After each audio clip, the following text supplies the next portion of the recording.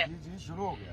अच्छा जी, GLI आ गई 2019 model और टोटल जर्मन की आवाज है।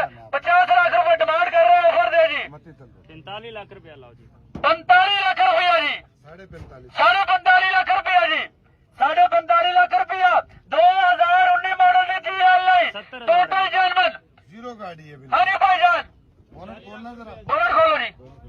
गाड़ी 0 मीटर है, गाड़ी देखने से ताल्लुक रखती है। कोई भी बंदा जो मालिक है वो बोली नहीं लगाएगा। हाँ जी भाईजान, मालिक की बोली। गाड़ी खूबसूरत बेहतरीन गाड़ी है, बड़ी पाइप शाइप देख सकते हैं।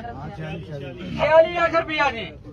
हाँ जी भाईजान, 50 लाख रुपया डिमांड कर दे, बोले 46 लाख रुपया जी, 46 लाख रुपया जी, 46 लाख रुपया जी, 46 लाख रुपया।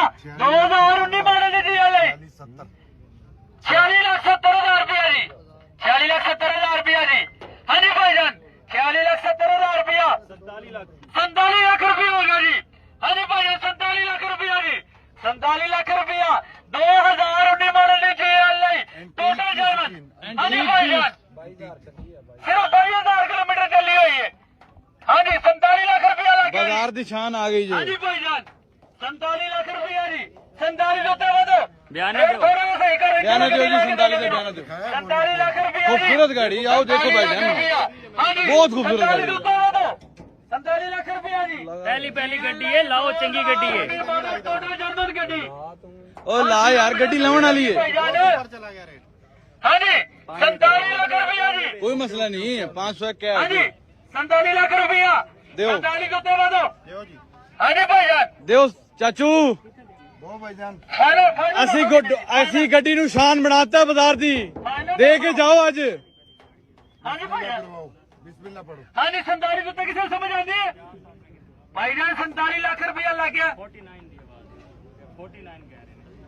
49 लाख रुपया की कितने गड्डी देनी है? हाँ जी भाईजान, 2 लाख का फर्क है, 2 लाख का। 48 ਲੱਖ ਰੁਪਏ ਗੱਡੀ ਨੂੰ ਲੱਗਿਆ ਹੋਇਆ। ਇਹ ਇੱਥੇ ਹੀ ਇਹਦੇ ਰਾਉਂਡ ਅਬਾਊਟ ਗੱਡੀ ਬਣੀ। हाँ जी भाईजान, थोड़ा रेट बताओ, इंशाल्लाह ਤੁਹਾਨੂੰ ਗੱਡੀ ਲੈ ਕੇ ਦੇਣੇ ਆ। हाँ जी, 40 लाख रुपए।